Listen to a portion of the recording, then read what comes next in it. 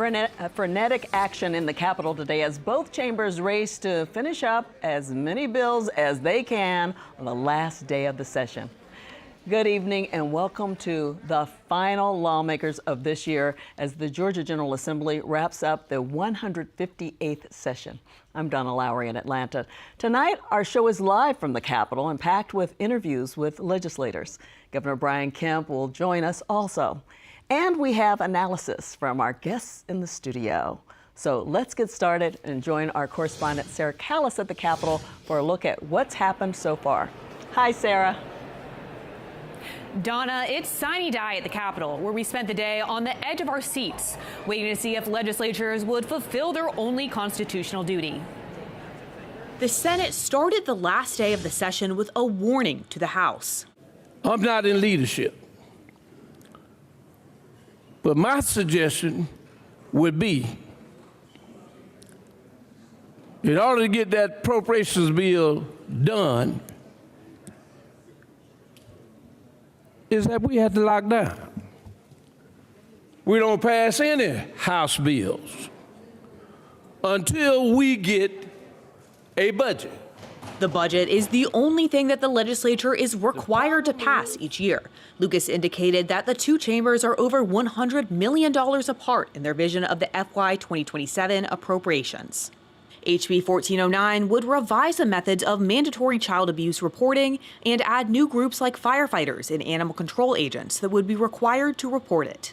But it too was amended, this time with something referred to as the Epstein Amendment. That would allow open records requests for legislators who have had sexual harassment lawsuits settled with taxpayer money. We were able to reach a tentative agreement with the House on language they felt comfortable with. They would be okay with the Epstein Amendment if we would move it out of Title 50 and put it in Title 28 instead. The language that the House felt comfortable with still opens up the legislature to open records concerning sexual harassment settlements of members. It does put a finite date going back. The original Epstein Amendment that you've seen from this chamber had no date going backwards. We would reveal any claim that had ever been made against a member. The House felt that was somewhat impractical and needed a stop dead date. The amendment was added in HB 1409, passed unanimously. HB 295 would give property owners the ability to sue local governments for loss of property value for the non-enforcement of certain laws, like homelessness, panhandling, and illegal immigration, to name a few. House Bill 295 creates a straightforward process. A property owner files a claim. The local government has 30 days to act. If it refuses, the property owner may seek relief in the courts. All we want is for local governments to enforce the law. This is measured, responsible, and accountable. At the end of the day, this bill says something very simple: enforce the law, cooperate with immigration enforcement, and protect property rights. Democrats had one simple response. It is the meanest, most senseless, least practical legislation on immigration that we will see in this building, maybe ever. This is actually insane public policy. Despite passionate debate, the bill was passed along party lines, 30-22. In the House, members gave final approval to a bill aiming to curb surprise medical billing for ambulance rides. House Bill 506 would require health insurance companies to cover necessary ambulance transports, even if the provider is out of network. That same language you have in front of you has already passed this House twice already, most recently with a vote 167-0. House Bill 506 passed 168-2. The House also gave final approval to HB 1283, or the Family Justice Center Act. This body passed an amazing bill to bring forward how we treat survivors of domestic violence and sexual assaults. The Senate added a fantastic amendment, which was authored by Representative Lupton. It would require that rape kits be kept for 10 years so that testing can continue to be done and that the actual evidence is preserved. The bill passed unanimously, and the penny is dead, at least for cash transactions. House Bill 1112 received final passage in the House, which rounds cash transactions to the nearest nickel. After a lunch break, the House took up SB 513, which aims to crack down on chronic absenteeism, or when a student misses 10% of the school year. This legislation requires that every local school district has at least one attendance review team available to develop a written attendance intervention plan with the student and guardian. This legislation makes chronically absent students ineligible to participate in extracurricular and interscholastic activities until the student and his or her parent or guardian have met with the local school system's attendance review team to develop or modify an intervention plan. It also prevents students from being issued a driver's license or learner's permit if they do not comply with an intervention plan. Up to 20% of Georgia students are chronically absent. Some Democrats opposed SB 513 and said penalties will not work to solve the problem. Students are missing school because of barriers like poverty, health issues, transportation challenges, and instability at home. This is not primarily a discipline problem. It is a barrier problem, and that matters. Taking things away can increase disengagement by removing the very connections that keep students in school. And the driver's license provision raises the same concern. After a passionate debate, SB 513 failed with 80 yes votes and 90 no votes. Representatives then voted to reconsider the bill later tonight. The Joint Committee negotiating the budget is unveiling their plan as we speak, and both chambers are expected to vote and pass it in the next few hours. The $38 billion budget took days of negotiation, and the funding for many bills already passed is tied to it. That's my Sine Die Capitol Report. Donna? Thanks, Sarah. I know we'll be returning to you throughout the evening, so thanks so much. First, I want to introduce our guests in the studio, and familiar faces to many of you. Bill Crane is the owner of CSI Crane, a corporate communications firm. He has a syndicated column called One Man's Opinion, and he's a political analyst and commentator for WSB-TV. And Martha Zoller is a columnist, author, and host of The Martha Zoller Show on WDUN Radio. In 2010, she ran for the U.S. House in the 9th Congressional District. Welcome back to both of you. Thank you. We did crossover, and here we are back here. It went so fast. I want to get to something serious first before we go any further. So there was a resolution on the House floor because of your heart journey. So tell us what you've been going through. Yeah, so I had a heart attack on February the 5th, and I'm in great shape right now, but I was so honored, thank you, I was so honored that Representative Patty Stinson and a group of bipartisan women got together to, I was joking with her saying to be happy that I'm still living, which is good, but also that I have a new attitude about talking about women's heart health, because there are different syndromes related to women and their heart health, and I'm going to be spending a lot of time and effort on that. In fact, on the morning of my heart attack, I was interviewing a doctor, a thoracic surgeon, about Women's Heart Health Month. So it was one of those things. But also, next week is going to be my grandson's 10th birthday, Benji, and because I had a good outcome, I'm going to be there. Oh, that is wonderful. And it's great that you have a microphone to be able to talk about that. Yes, thank you. And we have to mention you've had some health challenges too, and we're glad you're here. I've been on a cancer journey that began a year ago, and I'm now 8 months without any evidence of disease. And don't have some body parts that I used to have, but everything's working and all the plumbing is back on the inside. And like Martha, I think it's been critical that I've had so many friends and listeners and people walking up to me on the street at Kroger and hugging me. Thank you, Georgia. Yes. Well, I'm glad you're both here, and we're going to have a good time tonight talking about a lot of things that have happened during this 40-day session. There's so much. So let's start with how long you think this night is going to go. Any predictions? I'm thinking 1 a.m. It'll go to midnight, and then everybody will be out by 1 a.m. Yeah, and the Speaker's office has already said they're going to stay there until, well, I'll say this, the Senate's not going to leave at 9 o'clock this year. But I would say somewhere between 10 and 11. I think the Senate's ready to go home, and everybody's ready to hit the trail with the campaigns. Okay, well, we're going to find out more about what's going on now because Sarah has her first guest of the night, and it's Speaker John Burns. Hi, Sarah. Hi, Donna, and we're here with Speaker of the House, John Burns. Thank you for being here, Speaker Burns. Glad to be here, Sarah. Thank you for being with us. And one of your priority bills, the literacy bill, passed this year. Tell me a little bit about it. Oh, we're excited about literacy because it's going to be so important to the people of our state, the young people of our state. Passed out on Tuesday. We're excited about it. Senate and the House came together, really passed this important legislation that will be transformational change in our state when we prepare our young people to read so they can have a quality of life improves, the workforce in Georgia improves, but it's just really, really important, and we're excited about it. We've worked hard at it, lots of good ideas in it. We look forward to coming and making a huge difference in Georgia.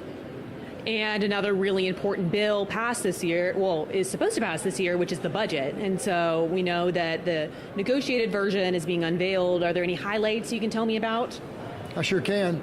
So back to literacy, $70 million investment in literacy to make a huge difference in our state. $100 million for our ERS employees in the state, our retired employees, making a big difference in their lives. But it's also $48 million in Medicaid for our young people, our families across the state, to make a difference in their lives as well.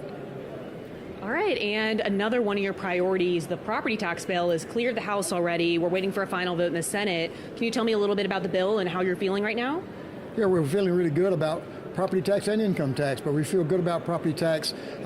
It's been a trying session to get property tax here, but we're proud of where we are, and it's going to make a difference. A 3% cap on the rate of increase in our assessed values in the state, a 3% cap on revenue. We really believe that's going to make a huge difference for homeowners and all property owners in our state. Affordability is the key to what we've worked on this session. It's another part of our affordability effort. All right, well, thank you for being here. Are you expecting a late night? Hey, we'll see where it goes. Hey, we're here to do the people's work. We'll be here until it's done. All right, well, thank you so much again for being here, and we're excited to see what the House gets up to. Thanks, Donna?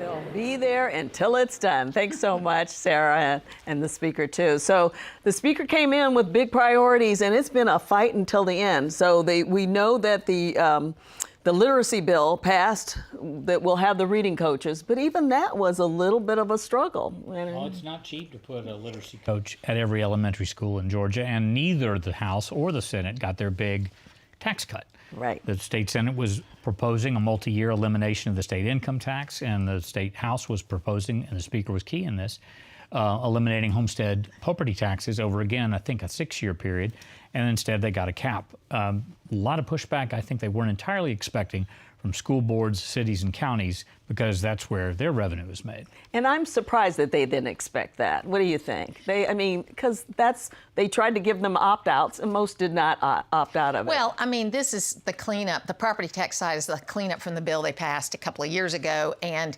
that nobody understood. I mean, I did at least 10 interviews on it, and I still don't understand it. So I think this is going in the right direction if they get it passed, because I don't think they have a final passage on the property tax bill yet. Yeah. But as far as the schools, because, you know, I serve on the State Board of Education, and we passed a literacy bill 3 years ago, and I think it has been entirely too bureaucratized in the last 3 years.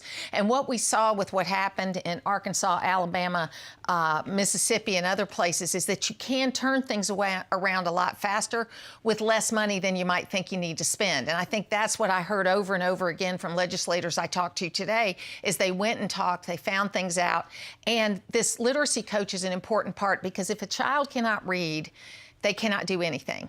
And it's really important. And I really kind of look at these literacy coaches. I had a listener ask me if it was, you know, if it was a waste of money. I said, no, it's really like putting like eyes on these children and making sure they learn to read. A screener's not going to do it. A screen's not going to do it. It may help you, you know, screen a kid and figure out what they need. But the person that's going to teach a child to read is a good teacher. Yeah, and the other thing about it is knowing whether or not they can read before they are passed on. And I believe they can keep them back in first grade now. Yeah, and that was shocked a lot of people. But to a if it needs to happen, phonics-based reading program exactly, that has proven to work. That's how I learned. That's how Martha learned. Yeah, me too. It works. So why? Well, I don't want to get into the whole new math. Look, I think that to be fair to educators is that, in general, people that are drawn to education like new ideas, okay? And there are times, though, where the old tried and true things you need to stay with, you know? But I think that they try new things, but phonics is the best way to go. Schoolhouse Rock turned 50 That's right. this year, and I would crank that stuff back out there in the schools 50 tomorrow. years, huh? I want to talk about something else. The Senate really wanted to put something in the retirement fund, and it sounds like they got it. They got it, and it's not a bad, I mean, when you talk about the state employees getting a one-time bonus, Governor Kemp giving all of the promised educator bonuses and salary increases and state employees. State employees have been well considered and taken care of by this administration, both of its terms, and the legislatures have followed through on that. Yeah, they'll get cost of living. Yes, and I think that it's a catch-up, really. Yeah. I mean, they've done a lot for these folks, but there were years where they didn't, and there was a lot of catching up that needed to be done. Yeah, and so I think overall, it took them a while, but they got there. At one point, we heard $100 million difference. That may have been the retirees.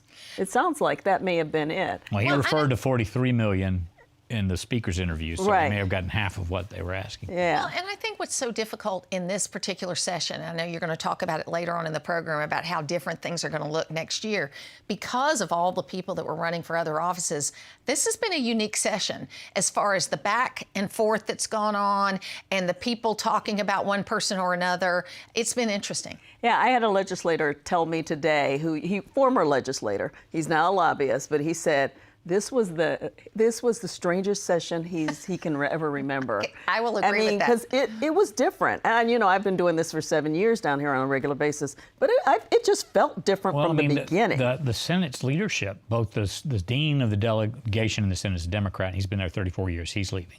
On the Republican side, I believe Senator Frank Ginn will be the senior member, and it's the lieutenant governor's race is basically clearing the bench in the state Senate among the Republican leadership. So it's going to be a very different group when we come out of these going into the generals in the fall. I want to talk more about this in a minute, but let's go back to the Capitol where Sarah has the Senate Minority Leader, Harold Jones II of Augusta. Hi, Sarah.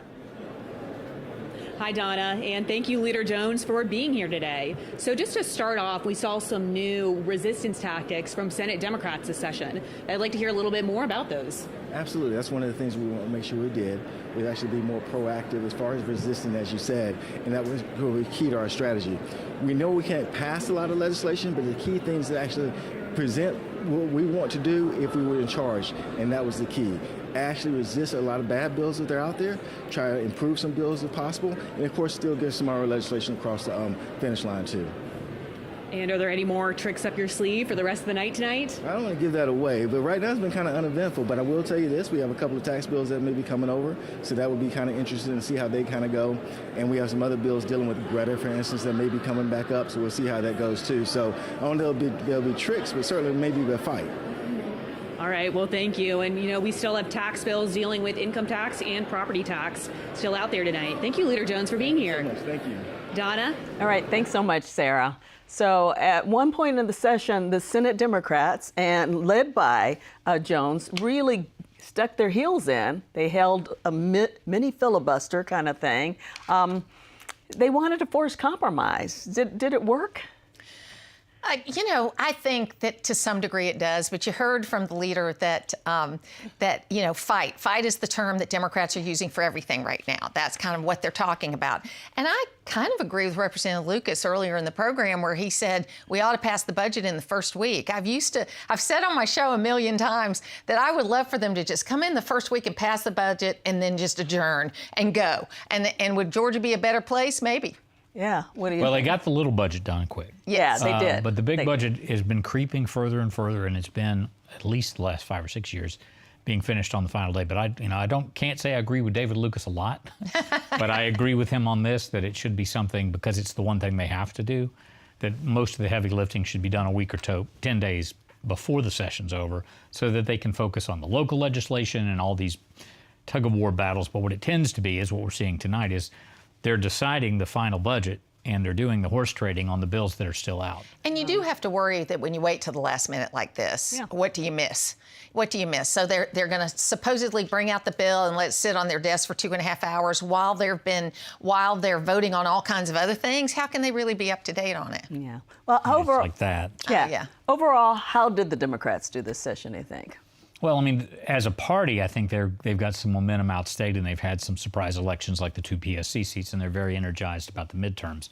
It's got to be frustrating, and I've watched it when it was reversed. The minority party in Georgia, because of the structure of the General Assembly, if it's not a close split, and it's not, gets to sit on their hands a lot. They can make noise, they can hold caucuses, they can introduce bills, but a lot of their stuff doesn't move.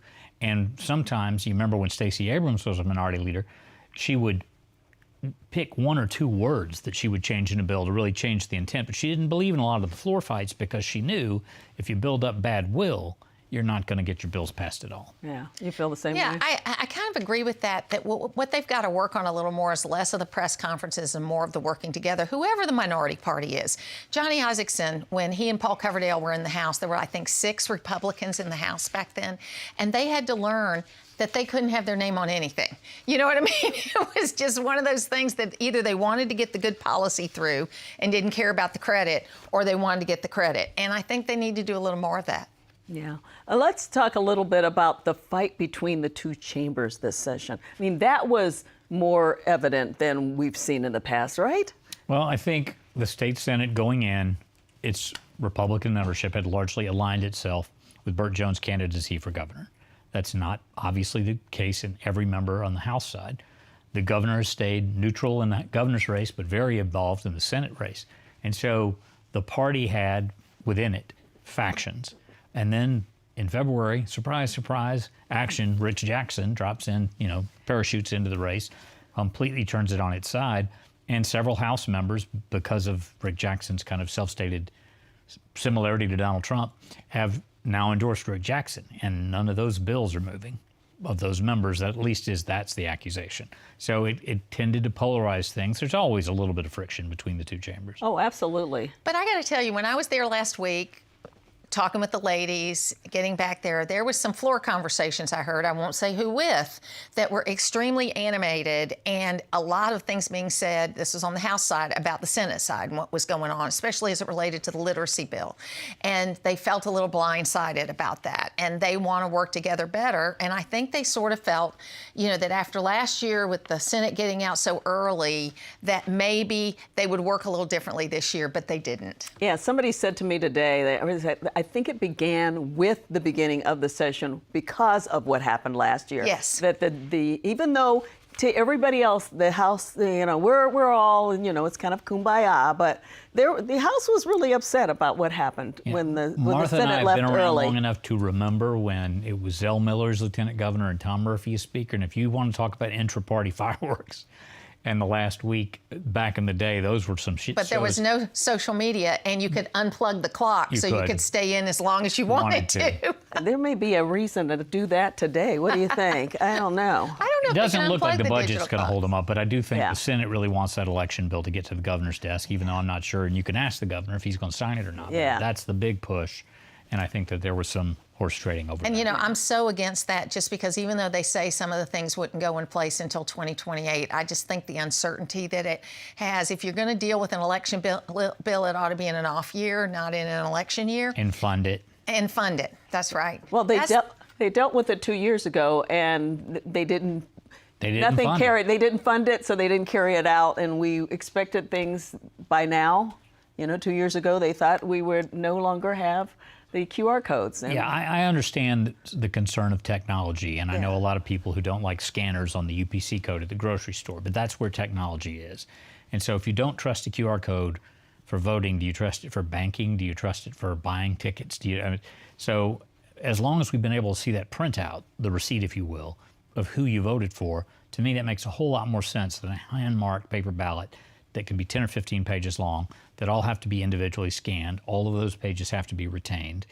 If it rains and you've got wet hands and your ballot is wet, it's going to tear up the scanner. They don't have those scanners in place. They don't have the software to not read the QR codes. It just will be a cluster if they try to force that in time certainly for the primaries, but it'd be impossible but for the general election in the fall. I just don't think the rush is worth it. And the counties have a lot that they're going to have to do right before, May 19th? The May primary 19th. happens. I mean, early voting starts April 27th. Yeah. So we're in the month. Okay, so we got a lot more to see with all of that. I think we're just about ready to see if the governor's ready. He's not ready yet, so we can talk a little bit more about that. And one of the main things we got to talk about with him is also this is it for him. Yes. And so, do you think that knowing that this was going to be a new governor factored in at all with all of this? And in what way? The governor, puts forth his budget first, and the House budget very much aligned with the governor's budget, which I thought was an early statement of kind of where they were trying to drive this. But in that it is his last year, and he's a lame duck, the governor doesn't have quite as much weight is when he can still appoint everyone to positions and control the budget next year. So it's not the voice from on high that a typical governor is, certainly the first year of his second term. So he didn't have any big agenda items that he was pushing that were new and different. He wasn't trying to control the legislative process, and I think that's been his style historically. Okay, we're going to hold off now because I know you have something to say. We remember it. Because joining us now from the Capitol is Governor Brian Kemp. Hello, Governor. Hey, good evening. How are you? Great. Now, this is your last Sine Die. How many times have you actually been through a Sine Die? If you count your years in the Senate, as Secretary of State, Governor. I probably wasn't prepared for that question. Let's say I had 4 years in the Senate. I think 8 as Secretary of State, and then 8 as governor, so quite a few. Yeah, quite a few. So you always talk to both chambers. Do you give us an idea of what you may talk with them about tonight?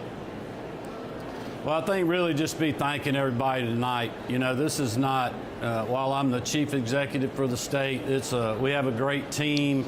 We have great leaders at our executive branch agencies, a lot of staff, folks at the budget office, and then obviously the legislators, their staff, and a lot of other people that work in the Capitol that people watching the television will never get to see, that really help us drive policy here, drive the budget here. And really, I'll just be thanking them for serving with me and our team over the last, 7.5 years. We're not done yet. I got to finish the drill, as they say. But really thanking them for some great legislative sessions, and as you all remember, through some very difficult times in our state. Yeah, absolutely. Let's talk about a few things. You led with fiscal conservatism during your 7 years, and why was that so important to you, and how do you think it's turned out? Well, I think it's turned out great. If you'll remember, there was a lot of people that were upset when I had a budget cut in my first budget because I had promised to give teachers and state employees a pay raise, and we ended up doing that even more so than I promised when I was campaigning because I felt like that was very important. I felt like we could streamline state government, make it more efficient, use the savings for that to give teachers and hardworking law enforcement and other people in state government a pay raise. And thankfully we had that mindset coming in because when the pandemic hit, we were going through something that was unprecedented, really hard to figure out how to budget there. And so us being conservative on the budget, but also keeping our economy open and really leading the country in the great American comeback positioned us very well to do generational things. We did that again this year with our 4th tax rebate. So right now the Department of Revenue is cutting checks or sending money back to folks that paid taxes last year to help them fight the tough environment that we're in with high cost because of the 40-year high inflation and other things during the previous administration. The tax cuts we've been able to do, the historic investments that we made in transportation and infrastructure to keep goods and services and our people moving, but also to keep people working in our state. That's what I've really focused on, and I think, quite honestly, that's what the people wanted. You leave with a large surplus for the state. Do you think that your successor can continue that, and what would it mean to Georgia if it isn't continued? Well, I think we're leaving the state in great fiscal shape. That's one thing I've really tried to press on the legislature, especially the last 7 years where we did have historic rainy day funds. We've used a lot of those to make generational projects. One of them this year is fixing the I-75 South Corridor going down through Henry County, almost $2 billion of cash. Our bond package the last 2 years, we paid cash for it. That's going to save the taxpayers $120 to $150 million a year, every year for the next 20 years. Those kind of things will really keep our state in a good fiscal position. But we have spent down some of those one-time reserves that we have. But I felt like it was important for us in these times as our budget has gotten bigger for us to also have a bigger reserve fund. I'm very thankful that Governor Deal left a good rainy day fund for me when I got there after Governor Perdue had to really govern during some tough times, and I wanted to do the same thing. And regardless of whoever the next governor is, it's going to be very important because we will go through tough times again. You can see right now with what we have going on in Iran and other things, what can happen to your economy very quickly. Hopefully that's going to be short-lived. I believe the president thinks that, and he said that last night. But you have to be ready for those things when you're a leader and in positions like this, and I hope that my predecessor will do that, or my successor will do that. The one thing I want to ask you about, because you were Secretary of State, they're going to look at an election bill, we expect tonight, and if it passes, will you be in favor of it or will you veto it? Well, it depends on what's in it. We've been working with the General Assembly in that regards. We got to make sure that we have secure, accessible, fair elections in our state. As you all know, we were on the front lines of passing one of the strongest elections integrity acts in the country, but also that bill made it easy to vote and hard to cheat. And if the bill does that, then I'll sign it. But if it creates problems and chaos in our elections, then I'll have to take a hard look at it. But we're working with the General Assembly on that as the night goes on. Well, I have to ask you, what do you consider your legacy at this point? Well, I'll let others decide my legacy. I get up every day working hard for this state. I'm going to do that till the last day in office, and I'll let history be the judge of that. Okay, then. Well, thank you so much, Governor Kemp, for always giving us time on Lawmakers, especially on Sine Die. We really appreciate it. Thank you, sir. It's been an honor. Thank you. All right, thoughts? I'm going to start with you, Martha. Well, I would want to talk a little bit about what Bill said about the budget, because what we heard was the governor put his budget forward, the House pretty much aligned it, and the Senate did not. And look, I'm not saying you got to agree with the governor on everything he's done, but he just gave a nice list of things. He helped state employees. He helped teachers. He helped the roads as far as putting money into getting those better. He helped Georgians up and down the line. He helped the constituents of these folks. The House, I think, more reflects what Georgians are really thinking. In the Senate, I think this year they were more concerned about their next jobs than the job they were in. Yeah, and he certainly got criticized during the pandemic for some of his moves, but in the end, he was right. I mean, look what at happened. things like a needs-based Hope Scholarship. Yeah. Who would have thought that, that the Republican Party would have taken the lead on that, and as well funded, in addition to the $350 million they're putting in. The lottery's had a really good year. So it's going to come out the gate strong, and we've needed that in Georgia for at least 10 or 15 years. Yeah. And now we have it. And again, that wasn't a big dip into those reserves. Yeah, he really does. I mean, I think he's right. Other people have to look at his legacy, but he has a lot of good things to talk about. Oh, absolutely. And I'm biased when it comes to Governor Kemp. I mean, he stuck his neck out for me when I ran for Congress back in 2012 when he didn't have to. And I appreciate that very much. And I worked hard for him. And I think that he has been a very good governor, a fiscally responsible governor. Now, our budget may have grown a little more than I would have liked it to, but I think he did a balanced budget every year, and he's got a big surplus. So he's done a good job. I would put him at the top with Zell Miller as the most impactful governors this state's had in modern times. Okay, then. Well, I hear he just went into the House, so we'll hear what they have to say later on. But coming up, more on this final day of the Georgia legislature for this year as we look at, we were trying to show you a little bit of what's going on, but they're in recess, so we can't. But we'll be right back. Georgia Farm Bureau, a grassroots organization dedicated to preserving Georgia agriculture. Farm Bureau advocates for all Georgia farmers at the state capitol during the session and year-round. Georgia Farm Bureau, the voice of Georgia farmers. Hi, I'm Burt Wesley Huffman, joining you from the set of Lawmakers, now in its 56th season covering the Georgia legislative session. You know, community and collaboration are foundational to our work, and we're honored to bring those concepts together around the issues and stories that matter to you. Your engagement powers our ability to create trusted programming that encourages curiosity and conversation with Georgia in focus. It's all here for you, so please support it now with your generous gift at gpb.org/give. It's not a country thing or a city thing, but it is a get the crew together thing. It's not a soul music thing or a folk music thing, but it is a finding your new favorite local band thing. It's not a Yellow Jacket thing or a Bulldog thing, but it is a Football Fridays thing that brings every fan to their feet. Tune in to GPB. It's a Georgia thing. We came across this intriguing story. Things are starting to get going. Are you prepared? It is a golden opportunity.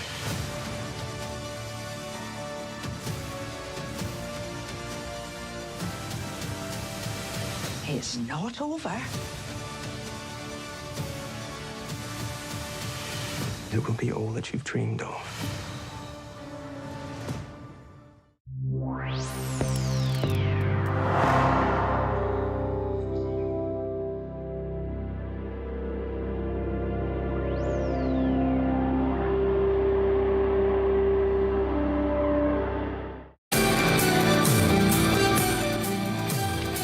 Welcome back to Lawmakers. I'm Donna Lowry here in the studio with Bill Crane and Martha Zoller, but we're going to head back to the Capitol right now where Sarah has Senator Jaha Howard of Smyrna. Hi, Sarah.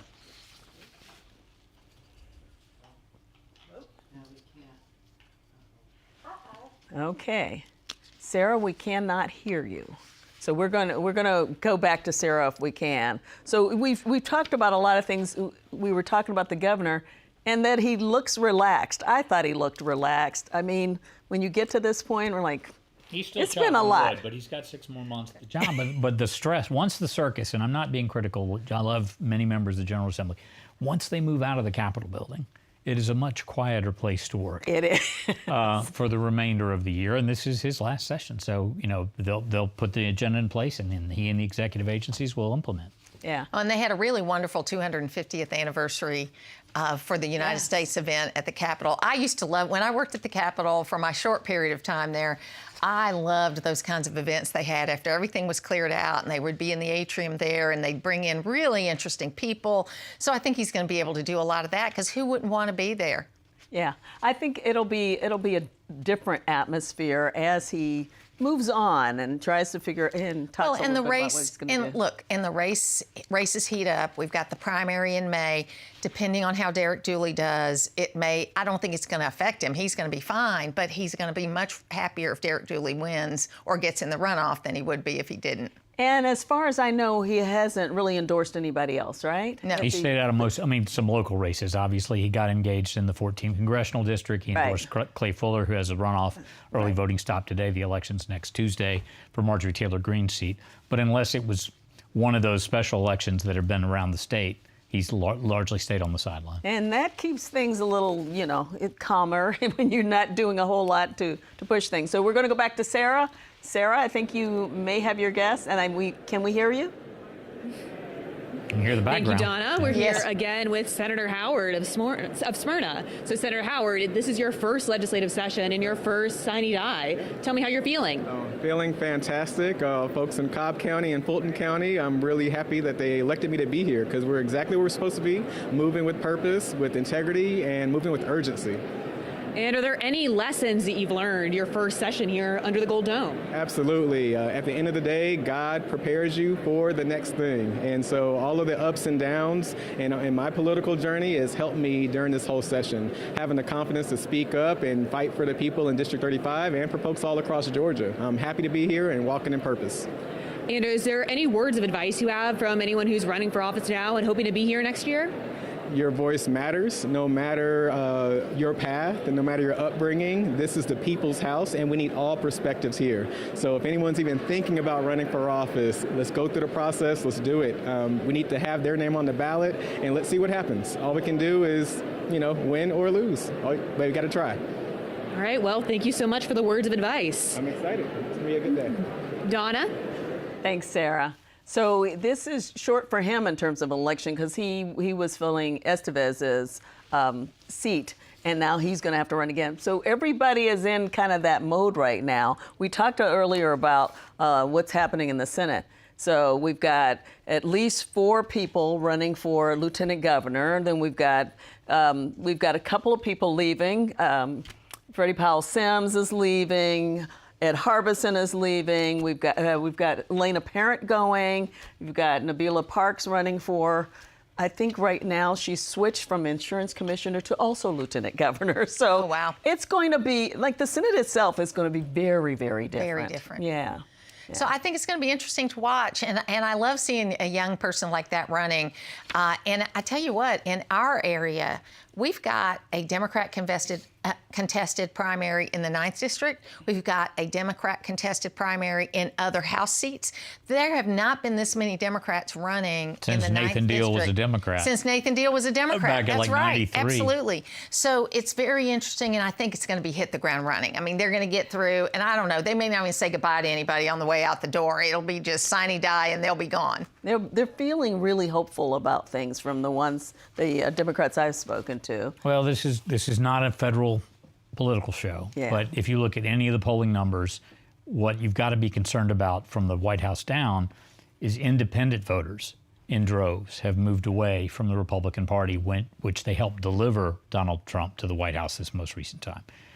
Part of the coalition that he assembled, Hispanic voters, and the open ballot for congressional races between just Republican, Democrat, blank ballot, which had been decidedly Republican for the last 4 or 5 years, is not now, looking into these midterms. So they've got reason for optimism. Now, whether they turn that into results or not, I don't know. But they've certainly got an opportunity. Well, they're hoping to, do All the way something down the on ballot. this whole coattails of what always happens in midterms for the other party. Our old friend Bobby Kahn, who used to run the Democratic Party, had 2026 circled, on his calendar as being the year that things might change back for Democrats. When did he do this? Oh gosh, it was years ago.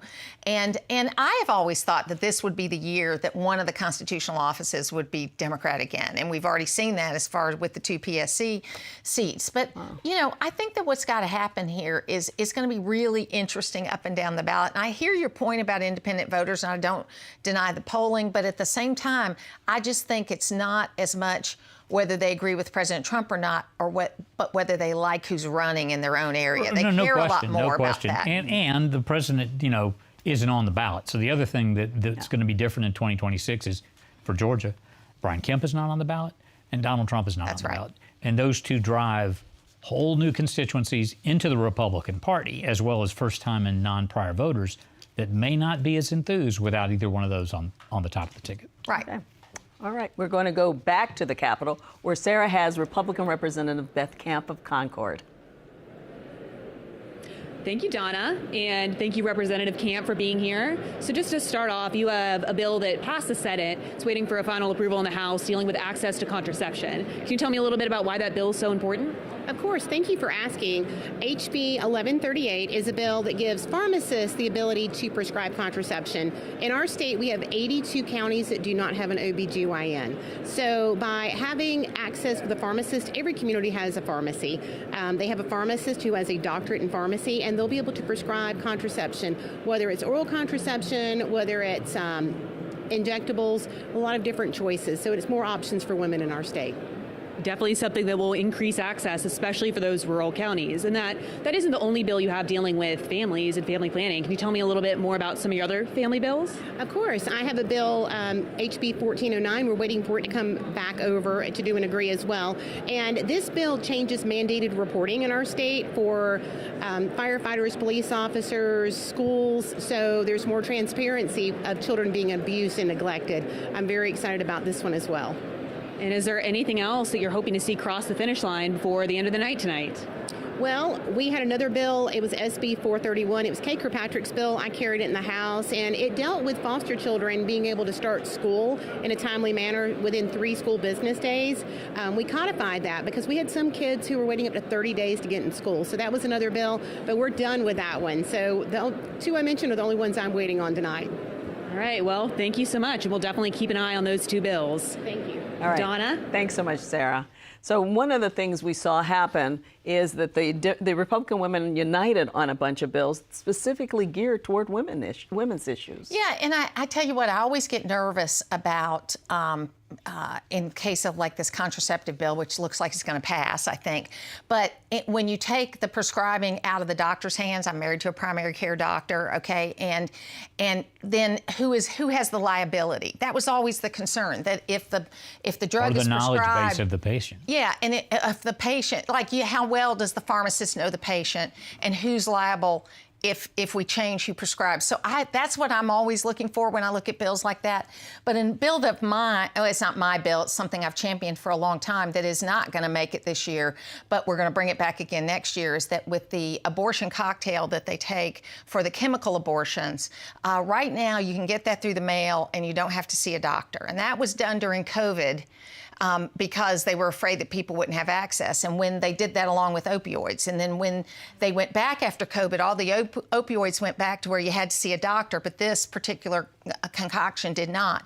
And the problem I have with that is there's a 7% complication rate on that, which today's FDA would never approve, a 7% complication rate. So what we're saying is that you just need to see a doctor as a follow-up, because you are inducing you're inducing a miscarriage, and so you need to be sure that people are safe when you see that women have problems with that. And all you need to know that it's the right medical thing to do is Planned Parenthood requires that when they give out this prescription that you need to come back the next day and be checked. Why do I think we'll hear about it next year? I think you will. Okay. I mean, the point I was trying to make is we've seen more and more women come into the body and they are really showing that they have some power now, don't you think? Yes. Yeah, they really are. There are Both people sides like of the Sharon aisle. Cooper who have been in the body for decades, but there are Republican and Democratic women who are not backbenchers anymore. No. Who are, not as many chairing committees as perhaps there should be, but that are carrying bills vocally, not unwilling to challenge leadership when something they're passionate about hasn't been given attention or hasn't been given docket on the rules calendars. And I think that's all for the good of the state. And I think they're working together in a partisan way on some things related especially to women's health and women's mortality. Yeah, so there's some really, really good things going on. Are we ready to return to the Capitol? Yeah, okay. Sarah has House Minority Leader Carolyn Hugley of Columbus with her. Hi, ladies. Thank you. Thank you, Donna and Leader Hugley. Can you just start off by walking me through some of the highlights for Democrats this session? This session has been all about affordability as we started from the beginning, but we've missed some opportunities on affordability as we went through. What turned out was we have a session that's been about taxes and politics. Taxes and politics over and over again. As you see, we have had several property tax bills. It started with a CA, and now it's been several bills, and we have one still on our desk. Also, there have been many changes to income taxes that we've had this particular session. So we're going around and around, and two things keep coming up: taxes, property taxes, income taxes. Because our friends on the other side of the aisle feel that that's the only way to bring affordability to Georgians. So there are other things that we could have done. We could have expanded Medicaid and made medical expenses more affordable for Georgians. We could have stepped in when the ACA did not pass to make sure that we did not leave 200,000 Georgians without coverage. So those are some of the things that we could have done. We're happy that it is Sine Die, though. And there was some excitement from Democrats about a bill that didn't pass yesterday dealing with protecting certain monuments. Can you tell me a little bit about that bill and the Democrats' opposition to it? I'm so very proud of my caucus. The bill was about protecting monuments. The author said all monuments, but particularly they were interested in Confederate monuments. And Georgia has more than most states. And it was all about, from our perspective, making sure that we didn't burden our cities and counties with continuing lawsuits, because the bill said anybody had standing. Anybody from anywhere could come to your particular community and say, oh, I have standing, I don't want that monument to be removed.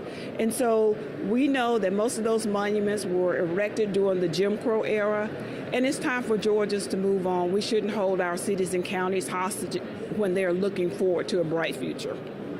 And as the night gets later, we're seeing some bills get passed and some get held up. Sometimes there's a little tension between the two chambers. Are you sensing anything between the House and the Senate today? It's always that case because, this is the last day and this is the last opportunity for bills to pass. And we're seeing bills that are tacked on to others. The title of the bill and the substance of the bill are two different things. And that's what you always see on day 40. So the House and Senate always has a little bit of tension, but I think it's a little bit more this year because this is an election year. And is there anything else you're hoping to see passed this year? We got to pass the budget. We still don't have the budget. And I think the budget is the most important thing that we do. It's the only constitutionally mandated thing that we have to do. And so we're looking forward to seeing the final version of the budget because that tells Georgians where our values are.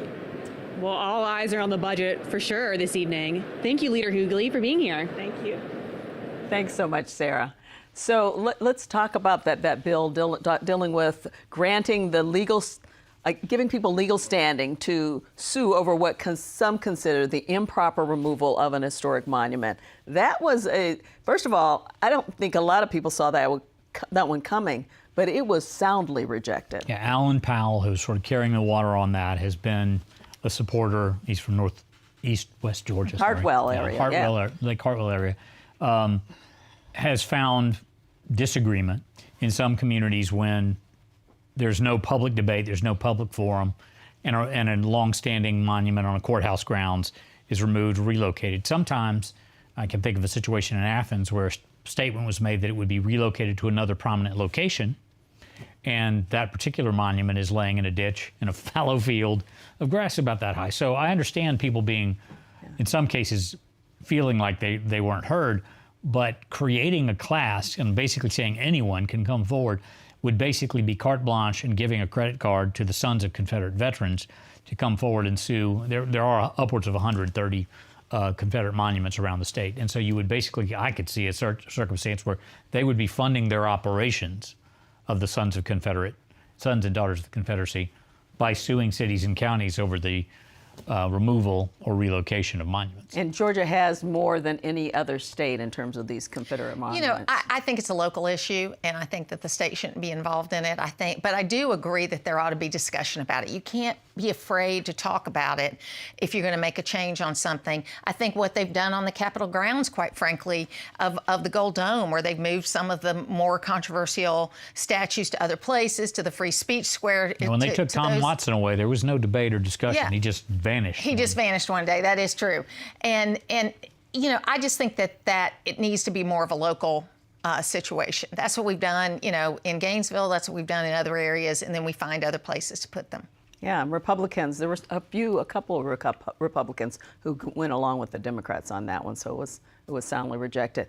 So we're at the final thoughts part of the show. So on the 2026 session, what do you think? I can't believe it's over. I think that particularly on the state Senate side, election matters were the focus inordinately. Some personal politics and some personal egos got involved. I think the state House, with the literacy bill and other things, demonstrated, as Martha said earlier, they were doing more about the business of the people. And with the governor having not only his last session, but some other focuses, he's pushed hard for his Senate candidate, and he has some supporters in the body, but not a lot. And Mr. Dooley is not here in the polls, he's here in the polls. So I think all of that contributed to a little bit less collegiality and camaraderie, and when that happens and you've got a resurgent Democratic Party, there are going to be a few more bumps in the road. Okay, and you? Yeah, and I think that especially when they're talking about affordability, which is the word of the day, I think that reducing property taxes and reducing taxes is an affordability measure because it gives you the money back to be able to spend the way you would like to spend it. And that's kind of one of the big differences between Democrats and Republicans. Democrats think, let's get a new program, and we'll go through that. Republicans think that give the money to the other person to spend. So all in all, it's been a more cantankerous session on the Senate side, and we'll see how it goes. I can't wait for May 19th. We're going to have a lot of new faces. We're going to look at the House right now. I guess the governor has gone into the House. He's being greeted in there, and so we'll be able to talk about this tomorrow, find out what he had to say to them. He gave us a glimpse, though, so we love that. We appreciate that. So next year, whole new look, right?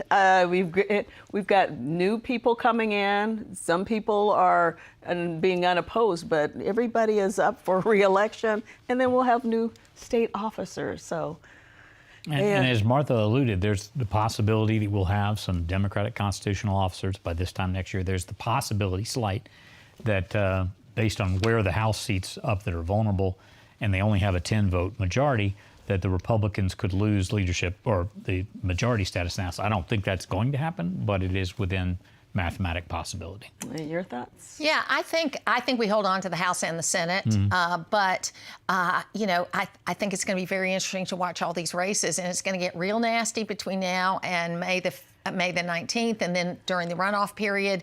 It'll be interesting. I want to see if Rick Jackson can pull a Sonny Perdue and win the runoff. I mean, win the primary without a runoff, because Sonny Perdue did that against 6 candidates. Yeah. It'll be interesting to see what that happens. There's a lot more. We may be ending this session, but there's a lot more political GPB news can do in it Georgia. after. We can do it. Yeah, we're going to do that. I want to thank you both for being here. You're always wonderful It's great guests, to be here. and you know, I'm already asking you for next year. Okay. All righty. Well, that does it for Lawmakers for this legislative session. It takes a dedicated team to bring you this program each night, and ours spans 2 locations. From our crew under the Gold Dome, at the Capitol, and to the team here in the studio. As we say goodnight to another session, we want to take a moment to thank the talented people working behind the scenes who make Lawmakers possible. So please take a look at these wonderful people. We love them very much. They're the best to work with.